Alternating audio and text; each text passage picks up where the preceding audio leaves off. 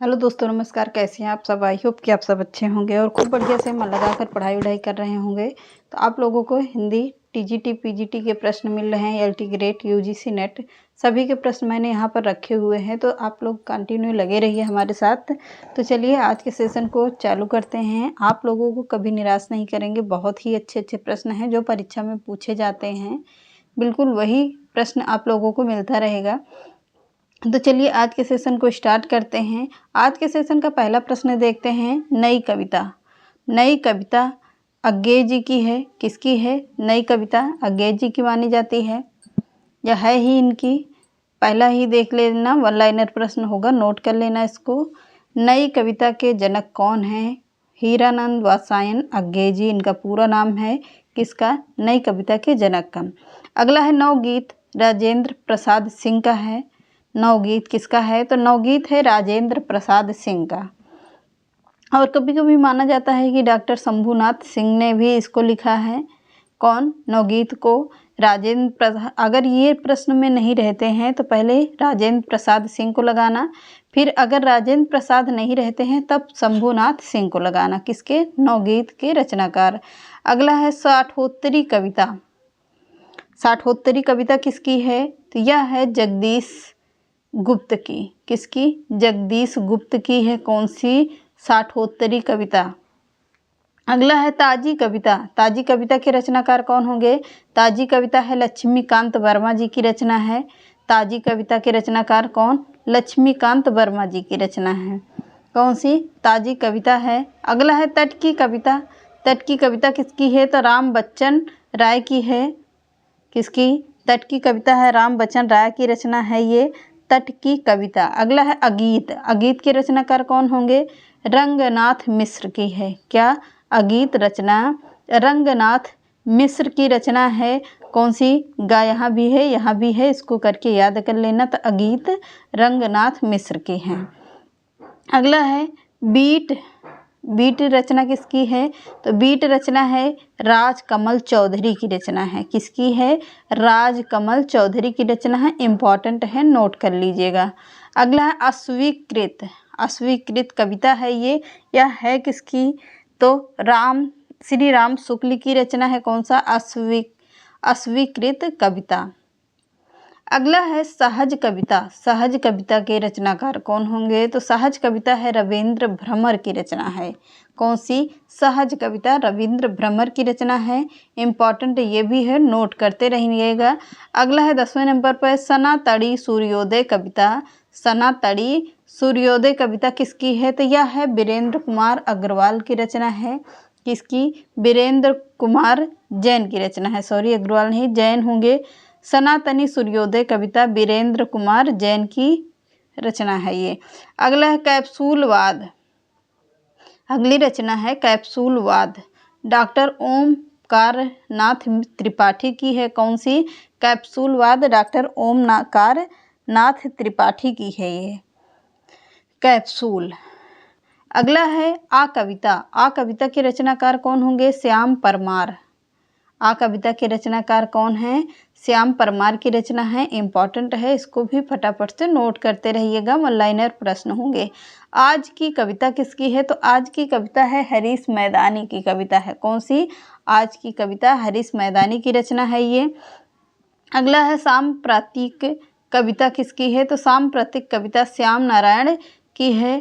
कौन सी? सांप्रतिक कविता श्याम नारायण की रचना है। इम्पॉर्टेंट है, सभी प्रश्न नोट करते रहना अच्छे से। नोट्स एक आप लोगों का तैयार होता रहेगा। अगली रचना देखते हैं। आदिकाल को संधिकाल एवं चारण काल किसने दिया है?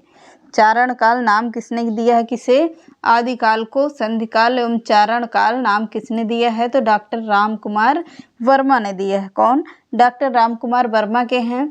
अगला है बौद्ध सिद्धों के पदों और दोहों को बौद्ध गान ओ दोहा नाम से बांग्ला भाषा में प्रकाशित किया था। किसने किया था? पंडित हरप्रसाद शास्त्री ने किया है। अगला है किरान उस्सादेन रचना है। किरान उस्सादेन रचना है किसकी? अमीर खुसरो की रचना है। इम्पॉर्टेंट है, नोट करते रहिएगा सभी। अगला है पुरुष परीक्षा किसकी संस्कृत में रचित रचना है। तो पुरुष परीक्षा रचना किसकी है, विद्यापति की रचना है। किसकी, विद्यापति की रचना है। इम्पॉर्टेंट है, फटाफट से नोट करते रहना। अगली है ऋणेमण चरयू के रचयिताकार कौन होंगे। तो ऋणेमण चरयू के रचयिताकार कौन हैं, यानी कि रचयिता कौन होंगे, स्वयंभू जी की रचना है ये। अगला है कीर्तिलता की भाषा क्या है। तो कीर्तिलता की भाषा औहट्ट भाषा है। कौन सी, औहट्ट भाषा है। अगला भू परिक्रमा के रचयिता कौन होंगे। तो भू परिक्रमा के रचयिता हैं विद्यापति। कौन है, विद्यापति की रचना है। अगला है जयमयंक जस चंद्रिका के रचयिता कौन है। तो जयमयंक जस चंद्रिका के रचयिता हैं मधुकर कवि। कौन होंगे, मधुकर कवि हैं। अगला है ईयाश्रय काव्य की रचना की है। तो ईयाश्रय काव्य की रचना की है हेमचंद्र ने। किसने किया है, तो हेमचंद्र ने किया है। अगला है कुमारपाल प्रतिबोध। कुमारपाल प्रतिबोध गद्य पद में प्राकृत काव्य लिखा है। किसने लिखा है, तो सोम प्रभु सूर्य ने लिखा है। किसे, कुमारपाल प्रतिबोध गद्य पद में जो रचना है यह प्राकृत काव्य लिखा है। किसने, सोम प्रभु सूर्य ने लिखा है। बहुत ही इम्पोर्टेंट रचनाएं हैं।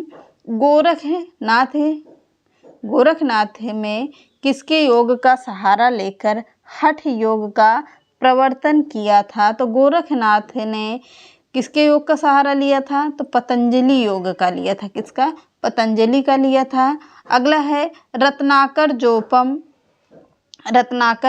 जोपम कथा इस किस संप्रदाय का मानक ग्रंथ है। तो रत्नाकर जोपम कथा किस संप्रदाय का मानक ग्रंथ है, तो सिद्धों का है। किसका, सिद्धों की रचना मानी जाती है ये। अगली रचना देखते हैं। काव्य के तत्व माने गए हैं। तो काव्य के कितने तत्व माने गए हैं, काव्य के 2 तत्व माने गए हैं। कितने माने गए हैं, तो काव्य के 2 तत्व माने गए हैं। अगला है महाकाव्य के उदाहरण है। महाकाव्य के अंतर्गत कौन कौन सी रचनाएं आती हैं, ये प्रश्न कह रहा है कि जो महाकाव्य हैं। तो रामचरितमानस, रामायण, साकेत, महाभारत,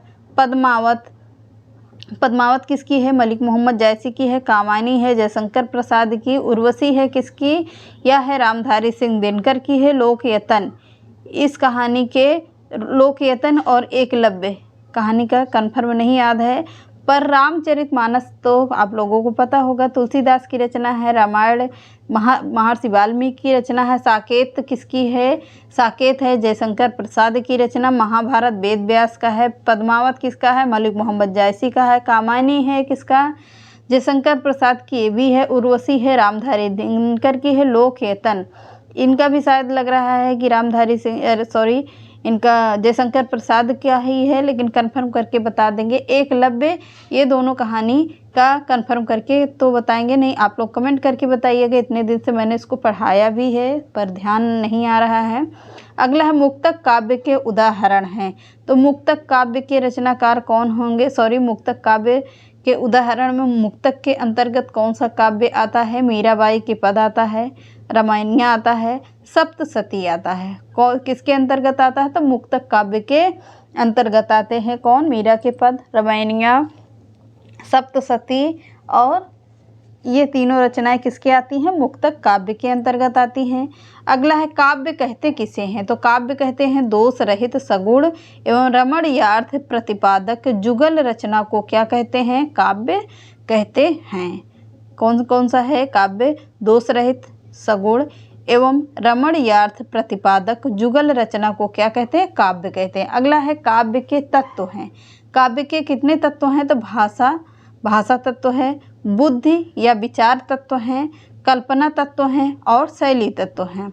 ये काव्य के तत्व माने जाते हैं। अगला है काव्य के भेद कितने हैं। तो काव्य के कितने भेद होंगे, प्रबंध है, महाकाव्य और खंड काव्य है, मुक्तक काव्य है, और कौन है, काव्य के भेद माने जाते हैं। कौन, प्रबंध और मुक्तक काव्य।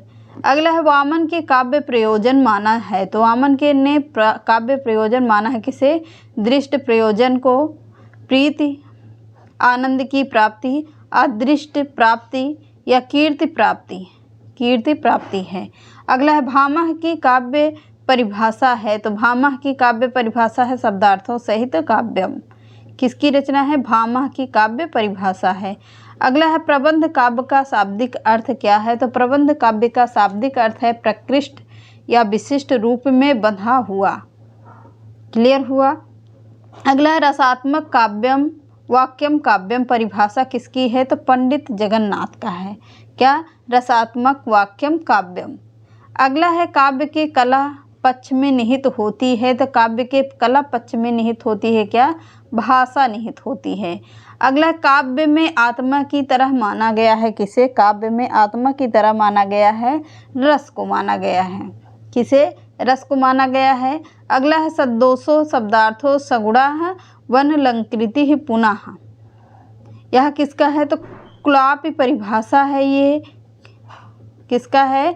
क्लाप्य परिभाषा है ये रहे आज के इम्पॉर्टेंट प्रश्न। आई होप कि आप लोगों को पसंद आए होंगे और अच्छे से इसको नोट्स बना लीजिएगा, लिख लीजिएगा बढ़िया से और याद भी करते रहिएगा। थोड़े थोड़े चीज़ें याद करते रहेंगे तो आप लोगों के लिए बहुत ही लाभदायक होगा। तो चलिए मिलते हैं नेक्स्ट क्लास में। तो बाय बाय।